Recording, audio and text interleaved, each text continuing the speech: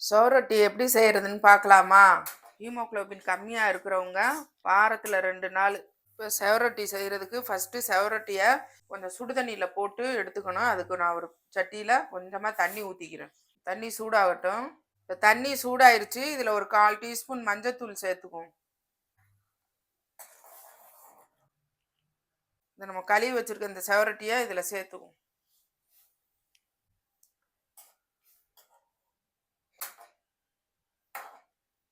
எதுக்கு இப்படி சுடு தண்ணியில் போடுறோம்னா அதில் உள்ள பிளட்டெல்லாம் வெளியில் வராமல் இருக்கிறதுக்காக ஒரு 5 நிமிஷம் அதில் போட்டு வேகலாம் விட வேண்டாம். ஒரு 5 நிமிஷம் அப்படியே இருந்தால் போதும். அந்த தண்ணி கொதித்து ஒரு 5 நிமிஷம் இருந்துச்சுன்னா அதில் உள்ள பிளட்டெல்லாம் வெளியில் வராமல் இருக்கும். அப்படியே சுடு தண்ணியில் போடாமல் அப்படியே எடுத்து கட் பண்ணோம்னா அதில் உள்ள பிளட்டெல்லாம் வெளியில் வந்துடும். ஸ்டவ் ஆஃப் பண்ணிடுவோம். இதில் இப்படியே ஒரு 5 நிமிஷம் இருக்கட்டும். நம்ம அடுத்து இன்னொரு சட்டியில் சோரொட்டி செய்கிறதுக்கு தாளித்து விட்டுருவோம். இப்போ சட்டி காஞ்சிருச்சு. ஒரு 2 ஸ்பூன் நல்லெண்ணெய் ஊற்றிக்கிடுவோம். எண்ணெய் காஞ்சிருச்சு. இப்போ 1 ஸ்பூன் ஜீரகம் சேர்த்துக்குவோம்.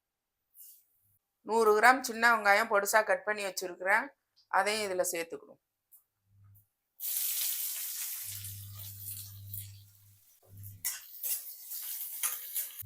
ஒரு 3 வரமிளகா பொடிசாக கட் பண்ணி போட்டுக்கோங்க. 2 கொத்து கருவேப்பிலை. கருவேப்பிலை கொஞ்சம் நிறைய சேர்த்துக்கிட்டோம்னா அதனுடைய டேஸ்ட் நல்லா இருக்கும்.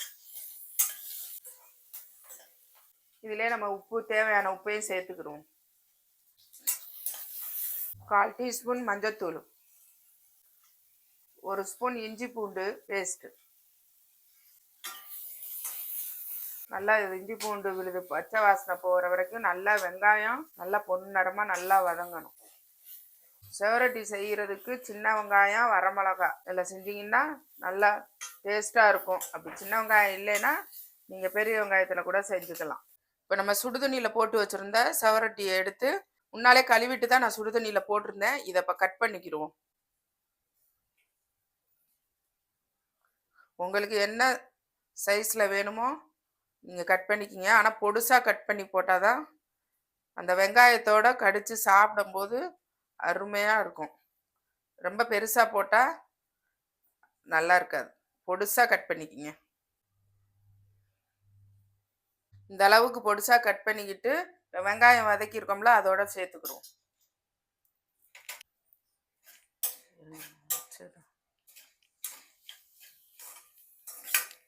இப்போ இது செவரொட்டி வேகுறதுக்கு கொஞ்சமாக தண்ணி தெளிச்சுக்கும்.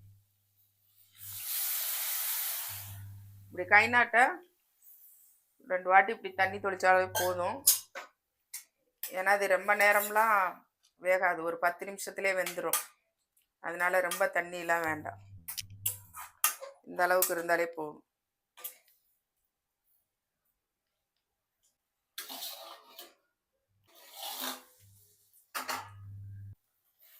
இப்போ நல்லா நம்ம தண்ணி தெளித்ததெல்லாம் நல்லா வற்றி நல்லா சுருள செவரட்டி நல்லா வெந்து வந்துருச்சு. இப்போ இதில் லாஸ்ட்டாக மிளகுத்தூள் சேர்த்துக்குவோம். மிளகுத்தூள் லாஸ்ட்டாக தான் சேர்த்துக்கணும். நான் ஒரு 2 ஸ்பூன் அளவுக்கு சேர்க்குறேன். ஏன்னா மிளகுத்தூள் கொஞ்சம் அதிகமாக சேர்த்தா தான் அந்த ரத்தத்தோட ஸ்மெல்லு. அதனால தான் மிளகுத்தூள், கருவேப்பிலை, வரமிளகா இதெல்லாம் கொஞ்சம் நல்லா அதிகமாக சேர்த்துக்கணும். இந்த செவரட்டியை விறகடுப்பில் நெருப்பில் சுட்டுட்டு சாப்பிடலாம். சுட்டுட்டு சாப்பிட்டாலும் அவ்வளோ அருமையாக இருக்கும். அவ்வளோ நல்லது இந்த செவரட்டி.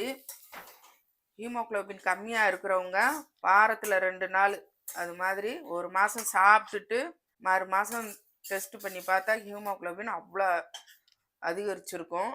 இப்போ நம்மளுக்கு அருமையான செவரட்டி ரெடி ஆயிருச்சு. இது மாதிரி நீங்களும் செஞ்சு பார்த்துட்டு எப்படி இருக்குன்னு கமெண்டில் சொல்லுங்கள். இந்த வீடியோ பிடிச்சிருந்தா லைக் பண்ணுங்கள், ஷேர் பண்ணுங்கள். மறந்துடாமல் நம்ம சேனலை சப்ஸ்கிரைப் பண்ணிடுங்க. நம்ம இன்னொரு வீடியோவில் பார்க்கலாம்.